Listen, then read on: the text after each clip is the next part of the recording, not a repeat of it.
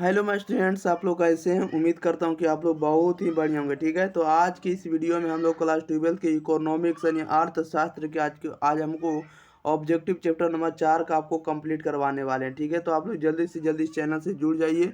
अगर आप लोग चैनल से नहीं जुड़े तो चैनल को आप लोग जरूर जुड़ जाइए। ठीक है, जुड़ने के लिए आप लोग चैनल को जरूर सब्सक्राइब कर लीजिएगा।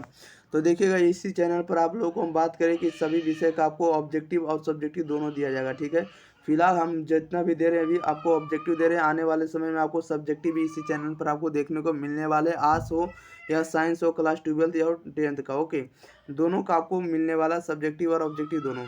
देखिएगा, अगर आप लोगों को तैयारी किस प्रकार से चल रहा है आप लोग जरूर कमेंट बॉक्स में बताइए, ताकि हम आपको और वीडियो हम प्रोवाइड करते चले। ठीक है, किस विषय पर आपका कमजोर है या किस विषय का आपका तैयारी नहीं चल रहा है मजबूत से। ठीक है, तो आप लोग कमेंट कर जरूर बताएं, ताकि हम उस पर आपको वीडियो अवेलेबल कर दें। ओके, देखिएगा, चैप्टर नंबर 4 का जो नाम है पूर्ण प्रतिस्पर्धा की स्थिति में फर्म का सिद्धांत। ठीक है, पूर्ण प्रतिस्पर्धा की स्थिति में फर्म का सिद्धांत। तो आप लोगों को 5 से 10 मिनट के 5 से 10 सेकंड के अंदर आप लोगों को आंसर बताते चलना कमेंट बॉक्स के अंदर। ओके, इसका पीडीएफ आपको टेलीग्राम चैनल एग्जाम प्री पर आपको मिल जाएगा। ठीक है, जैसा कि आप लोग जाकर सर्च करिएगा इस तरह से एग्जाम प्री, अगर आप लोग जाकर सर्च करेंगे ना तो आपको वहाँ पर से जितना भी पीडीएफ अभी तक हम पढ़ाए सभी पीडीएफ आपको टेलीग्राम चैनल पर अवेलेबल है। ठीक है, फ्री ऑफ कॉस्ट है। तो देखिए, क्वेश्चन नंबर फर्स्ट लेते हैं। कह रहा है कि फर्म उत्पादन प्रक्रम में कैसी वस्तुओं का उपभोग करती है, बताइएगा। फर्म उत्पादन प्रक्रम में कैसी वस्तुओं का उपभोग करती है, तो यह करती है आपको कच्चे माल और मध्यवर्ती वस्तुएं, दोनों वस्तुओं का और क्या करती है, तो आपको उपभोग करती है। ओके, ऑप्शन नंबर इसका बिल्कुल ही डी राइट आंसर हो जाएगा, ए और बी दोनों। क्वेश्चन नंबर 2 में कह रहा है कि प्रौद्योगिकी प्रगति में फर्म प्रौद्योगिकीय प्रगति से फर्म की प्रति वक्र किस ओर शिफ्ट करेगी, तो यह करेगी दाहिनी ओर। Option number B right answer हो जाएगा। नेक्स्ट क्वेश्चन लेते हैं। क्वेश्चन नंबर देखिएगा आप लोग 3। कह रहा है किसी वस्तु में मानवीय आवश्यकता की पूर्ति की क्षमता को क्या कहते हैं, बताइएगा। कह रहा है किसी वस्तु में मानवीय आवश्यकता की पूर्ति की क्षमता को कहते हैं, इसकी क्या कहते हैं, तो उपयोगिता कहते हैं। सी राइट आंसर हो जाएगा। 4 नंबर में कह रहा है एकाधिकार का मांग वक्र कैसा होता है, बताइएगा। एकाधिकार का मांग वक्र कैसा होता है, तो बेलोचदार होता है। ए राइट आंसर हो जाएगा। नेक्स्ट क्वेश्चन लेते हैं। क्वेश्चन नंबर देखिएगा 5। 5 नंबर में कह रहा है कि पूर्ति पूर्ति अपनी मांग का सृजन स्वयं करती है, किनका कथन है, बताइएगा। पूर्ति अपनी मांग का सृजन जो है स्वयं करती है, किनका कथन है, तो जे बी से का है। Option number B right answer हो जाएगा। 6 नंबर में कह रहा है किस प्रकार की फर्मों में दीर्घकाल में एम सी बराबर एम आर बराबर ए सी बराबर ए आर होता है, बताइएगा। यह होता है आपको पूर्ण प्रतियोगी फर्म में होता है। ऑप्शन नंबर इसका सी राइट आंसर हो जाएगा। नेक्स्ट क्वेश्चन लेते हैं। क्वेश्चन नंबर देखिएगा 7। 7 नंबर में कह रहा है कि निम्नांकित में से कौन पूर्ति वस्तु है, बताइएगा। निम्नांकित में से कौन जो है पूर्ति वस्तु है, इसका राइट आंसर क्या हो जाएगा। पूर्ति वस्तु जो होगा ऑप्शन नंबर सी हो जाएगा। विक्रय हेतु प्रति इकाई एक निश्चित मूल्य पर प्रस्तुत की गई वस्तु की मात्रा। ओके, सी राइट आंसर हो जाएगा। 8 नंबर में कह रहा है एकाधिकार एवं एकाधिकारी प्रतियोगिता में होता है, बताइएगा। एकाधिकार एवं एकाधिकारी प्रतियोगिता में क्या होता है, तो A R greater than M R होता है। ओके, ए राइट आंसर हो जाएगा।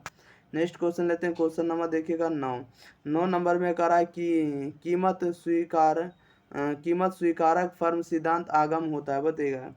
कह रहा है कि कीमत स्वीकारक फर्म सिद्धांत जो सीमांत आगम होता है, तो यह होता है कीमत में समान के लिए। सी राइट आंसर हो जाएगा। 10 में करा आपूर्ति वक्र में दाईं ओर खिसकाव का कारण हो सकता है, बताइएगा। आपूर्ति वक्र में दाईं ओर खिसकाव का कारण हो सकता है, तो तकनीकी प्रगति हो सकता है। ए राइट आंसर हो जाएगा। नेक्स्ट क्वेश्चन लेते हैं। क्वेश्चन नंबर देखिएगा 11। 11 नंबर में कह रहा है कि एकाधिकार की निम्न में से कौन सी विशेषताएं, बताइएगा। एकाधिकार की निम्न में से कौन सी विशेषताएं, तो फर्म कीमत निर्धारक होती है। ए राइट आंसर हो जाएगा, फर्म कीमत निर्धारक होती है। क्वेश्चन नंबर 12 में कह रहा है कि आपूर्ति लोच हमें आपूर्ति में प्रतिशत परिवर्तनात्मक बोध कराती है, तो यह बोध कराती आपको 1% कीमत परिवर्तन के कारण। डी राइट आंसर हो जाएगा। नेक्स्ट क्वेश्चन लेते हैं। क्वेश्चन नंबर देखिएगा 13। 13 नंबर में कह रहा है कि पूर्ति लोच की माप निम्न में से किस सूत्र से ज्ञात की जाती है, तो यह की जाती है आपको देखिएगा डेल्टा क्यू बटा में एस गुना में पी बटा डेल्टा पी। ऑप्शन नंबर इसका बिल्कुल ही ए राइट आंसर हो जाएगा। क्वेश्चन नंबर देखिएगा 14। 14 नंबर में कह रहा प्रत्येक बाजार दशा में एक फर्म को संतुलन के लिए कौन सी शर्त पूरी होनी आवश्यक है, बताइएगा। इसका राइट आंसर बताइएगा क्या हो जाएगा, तो चलिए तो इसका हम देख लेते हैं और ऑप्शन जो भी है, ठीक है। देखिएगा 14 नंबर का ही और आगे देखेंगे। 14 नंबर में जो दिया हुआ था जो भी है, ठीक है, हम फिर से क्वेश्चन पढ़ना चाहेंगे एक बार। क्वेश्चन नंबर 14 में देखिए क्या कह रहा था। 14 नंबर में कह रहा है कि प्रत्येक बाजार दशा में एक फर्म को संतुलन के लिए कौन सी शर्त पूरी होनी आवश्यक है। तो इसका जो राइट आंसर हो जाएगा डी हो जाएगा। क्या हो जाएगा? डी हो जाएगा। तो डी बोले तो हम लोग कह सकते हैं बी और सी। बी नंबर में कह रहा है कि सीमांत आय बराबर सीमांत लागत यानी एम आर बराबर एम सी। और सी नंबर में कह रहा है कि सीमांत लागत एम सी वक्र सीमांत आय एम आर वक्र को नीचे से काटे। ठीक है, ये बात दोनों सही है, इसलिए राइट आंसर आपका डी हो जाएगा, बी और सी दोनों। 15 नंबर में कह रहा है कि आपूर्ति वक्र में दाईं ओर खिसकाव का कारण हो सकता है। बताइएगा आपूर्ति वक्र में खिसकाव का कारण क्या हो सकता है। तो खिसकाव का कारण हो सकता है फर्मों की संख्या में वृद्धि। सी राइट आंसर हो जाएगा। नेक्स्ट क्वेश्चन लेते हैं। क्वेश्चन नंबर देखिएगा 16 नंबर में कह रहा है कि औसत परिवर्तनशील लागत क्या। बताइएगा औसत परिवर्तनशील लागत क्या होगा। तो औसत परिवर्तनशील लागत बटा में उत्पाद होता है। डी राइट आंसर हो जाएगा।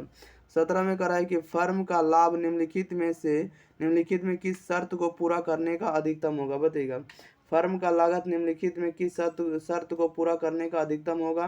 तो यह किसके लिए होगा। तो यह होगा आपको सीमांत आगमन बराबर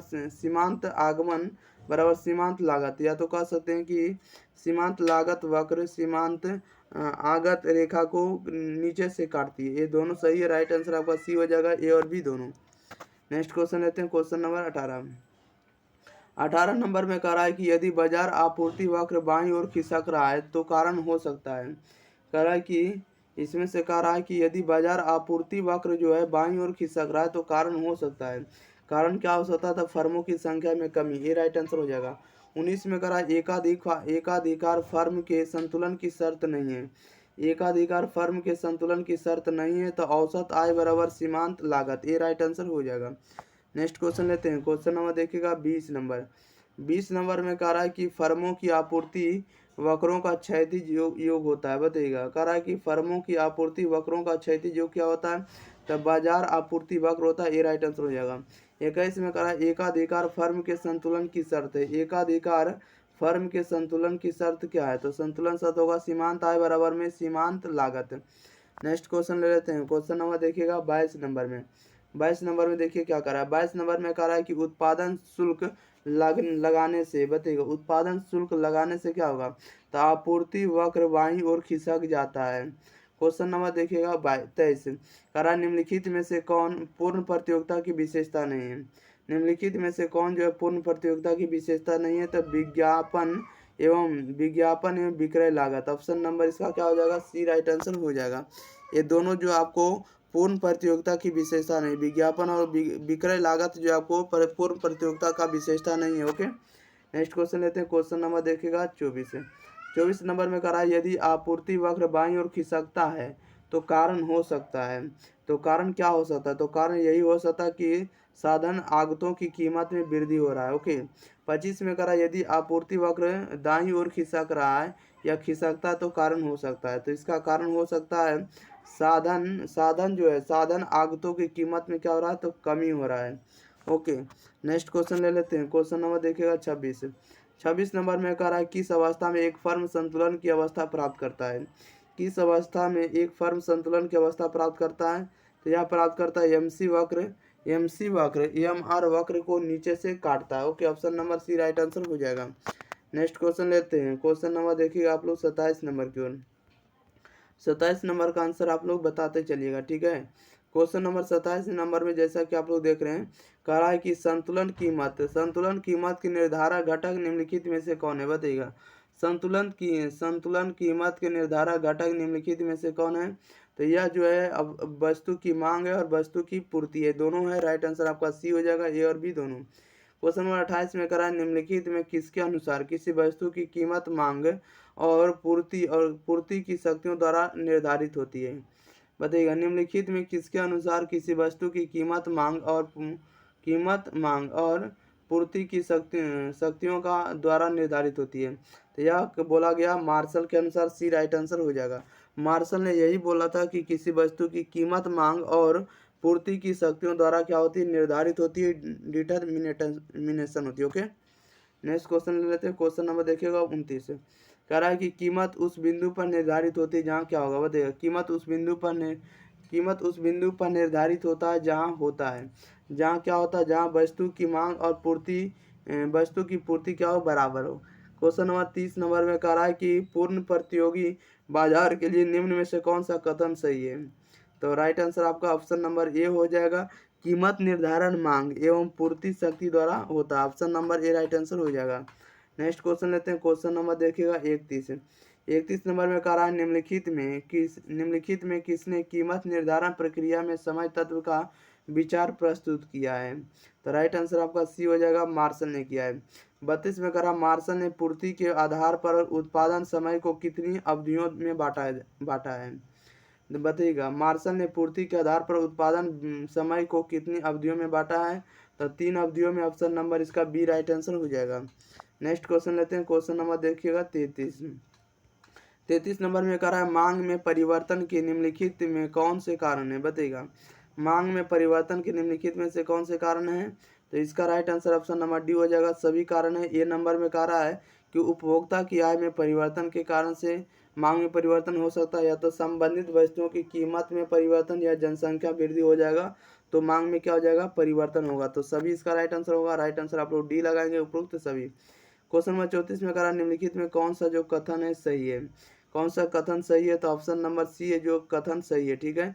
कहने का मतलब कि ए और बी सही है। ए नंबर में कह रहा है कि अति अल्पकाल में पूर्णता बेलोच कीमत केवल मांग दशाओं से प्रभावित होती है और पूर्ति वक्र की लोच समावधि पर निर्भर करती है।